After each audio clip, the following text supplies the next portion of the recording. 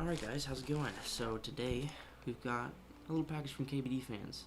So this is everything to build a keyboard except for a case, which I've 3D printed here. Got a little bit of connector, and the second half is over there. So we're going to be using this as our case instead of one of the a machined aluminum cases. So that was a little bit to cut costs. So I don't know. We'll see how this goes. Let's open this up. See, make sure everything's here. So I got Cali Gold switches. I like the sound of them and just the clickiness of them. So hopefully they're not too loud. You know, I didn't really think about that. So I'm not sure. Open this up.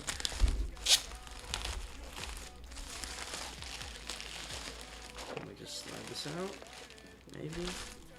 I could cut this guy.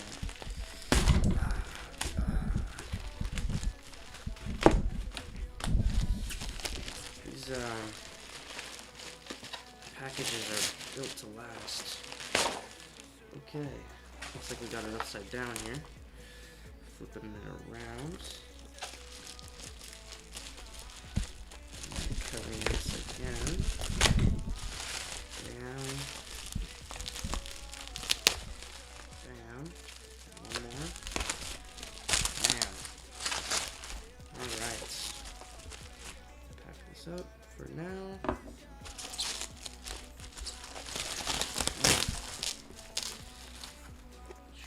Boom. And boom.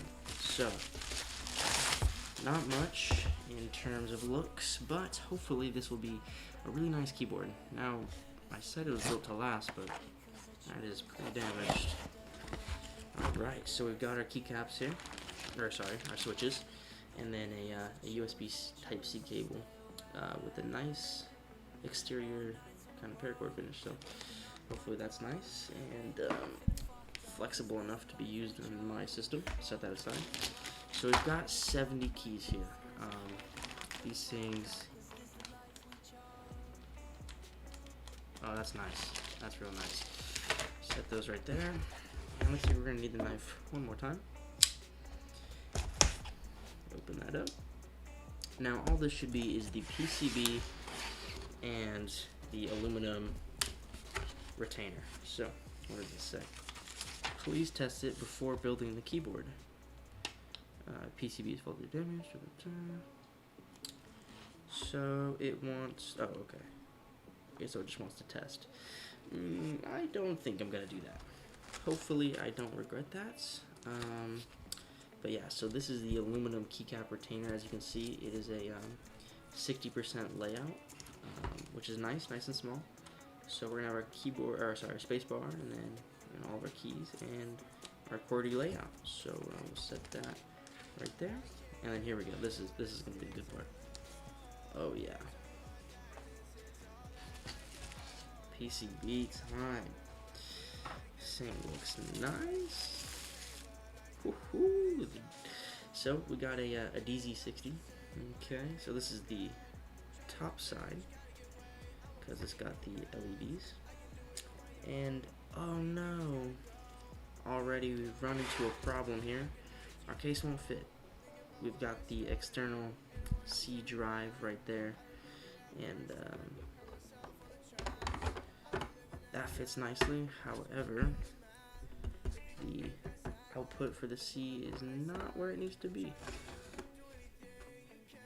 So it looks like we're going to be running no case today, which is a little sad. Let's get this open right here, which is very securely packed. Let's see, get it right there. And perfect. Alright, now that should be enough with the knife. Set that up top. Okay. Pull this baby out. Come on. So that little notch there should line up with that guy. Should look a little something like that. Okay. Very nice. Let's get some switches in here. What we need to do here is we need to snap these guys in. Now I want to make sure I put them in the right orientation. It looks like I had it right. No. Am I turned around? No. Okay, so this right here should be the correct orientation. And then we just snap that in. Oh no, it comes from the top. I am silly. Bam, from the top. Just like that. However, my switches.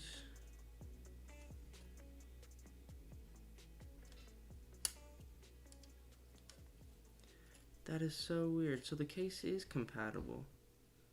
However, my glow is on the other side. I would have thought that the underglow was shining through on the top side. But obviously I am wrong. So we're going to populate.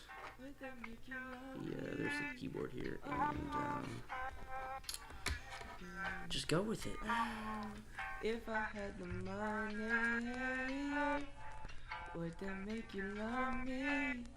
Oh, would that make you love me? Oh, yeah. If I had the money, would that make you love me?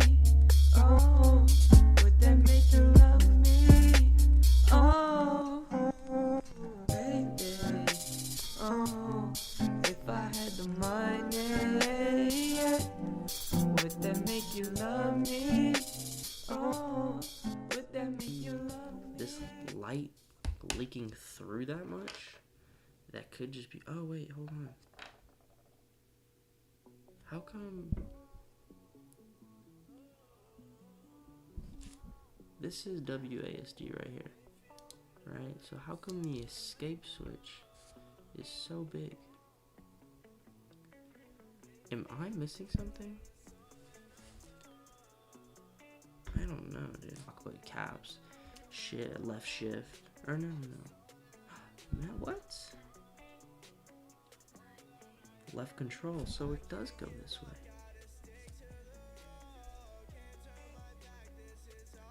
But this top thing doesn't go this way. Or this plate.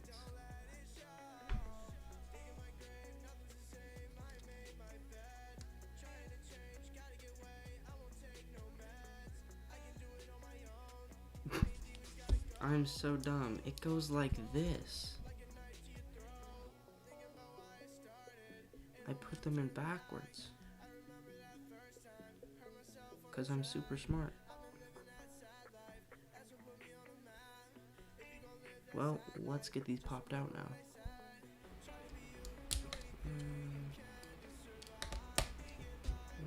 And then this guy.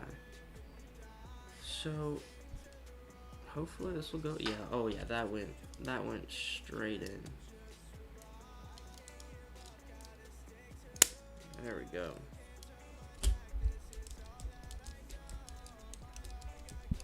Okay. Now, when it comes to the placement of the switches and for the keycaps and the stabilizers, that's where it gets a little bit interesting. So, the reason I was able to purchase this was because my idea was that I'm going to cannibalize my keycaps on my old keyboard as well as the stabilizers. So we're going to go check that out. We're going to see what keycaps we need and where the switches need to go. So I'm going to scoot this sucker right here. Maybe like that. And I'm going to grab my keyboard and we're going to see what we need to do. Oh yeah, this guy. It's a good keyboard. Okay, like, it's not bad. It served its time. It's put in its work, okay? It just needs a new life. It needs to be granted some switches and some new stuff. So, I think I'm just gonna take a few parts, set that down, grab my screwdriver kit over here. See, the reason that I got the backlighting was because these keycaps are double shot. They have the shine through to them. So we're gonna flip this around. We're just gonna start unscrewing.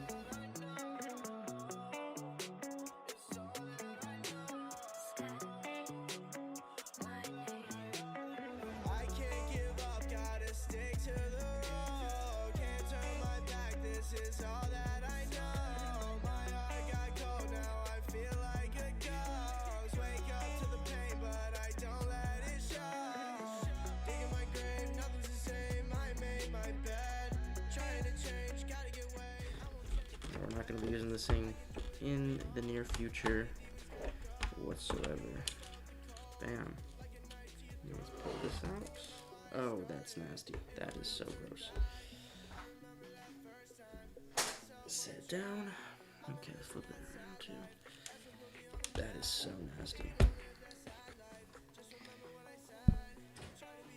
Okay. I should probably clean this really quick. As in clean, I mean shake out. Voila. Just like that. Okay. So, these are the keycaps I will be using for this. So this should just fit in. And wherever that falls in, it should be. Oh geez, right there. I don't even know. So I need to figure that out. And I'm gonna do that by taking out these stabilizers, and that is so gross. I am glad that this thing is getting a new life. Okay, so we're gonna have to start by taking off all of the keycaps, and then removing this back plate, exposing the PCB, just kind of like this is. Okay, so basically, this whole keyboard thing has been so much more work than I expected it to be. I don't know. I mean, the stabilizers from my old keyboard, right? These things didn't work, so garbage. This is my 3D printed case that I welded together, tried to get the sidewalls, try to make this thing, pretty stable. This thing ended up being garbage too. And then this, I don't know, there's nothing wrong with this, right?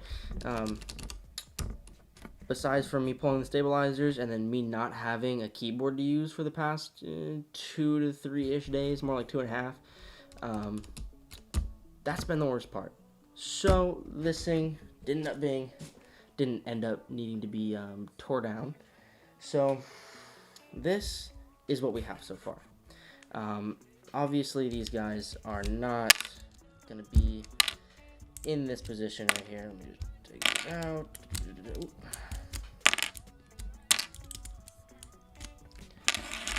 Okay, and get these out of here. Alright, so I believe that all of this will stay how it is. I am going to get some blank key caps for these three. This is a control key, and then these two are space. I fit in my arrow keys down here. This was, this is a right shift, I believe. So yeah, here are the keycaps that I will be combining with this, and hopefully finishing this keyboard to where I can use my computer again and, have a nice keyboard that's a 60%. Lovely switches. So I did end up, okay, and one just fell off. I did end up putting just some rubber feet on the bottom of these. They are on top of these LEDs. They seem fine. These LEDs aren't going anywhere. They're soldered on. But it does provide quite a bit of lift to where the underglow is visible underneath the keyboard when it is face down, which you'll see soon. Put this arrow key back on. We don't have arrow keys with this, so I will be buying some arrow keys, which actually I believe come with the rubber keycaps that I want to put on the WASD, Q and E, C, Control, and Shift keycaps. So the rubber ones that you get on Amazon, the tie-how ones. So let's open this up real quick.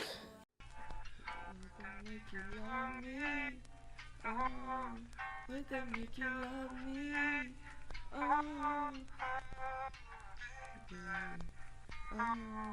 If I had the money, would that make you love me? Would that make you love me?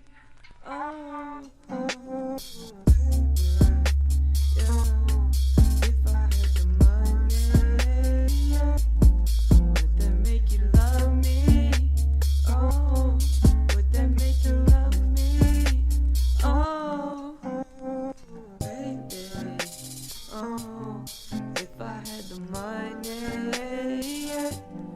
would that make you love me? Would that make you love me? It's a Frankenstein keyboard, so you know, you gotta do what you gotta do. And then one of these switches isn't soldered in, is it?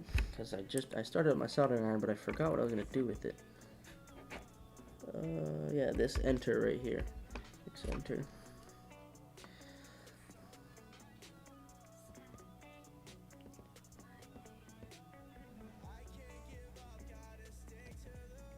All right. Oh, looks like we got some more over here. Actually, looks like caps lock is not. Let me try the keycap drop. Cap lock and hit this one. Boom. Bing. This tab is soldered.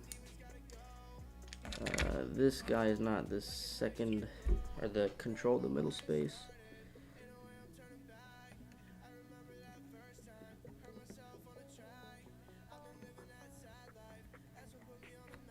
Okay. Well, it feels great to get this keyboard done. I've wanted to build one for a while. Oh, look, we forgot another one. Just as I was starting my little wrap-up speech, but okay. Bam. These all look good. We'll run it through the keyboard test, but they all look soldered, and I am loving this thing.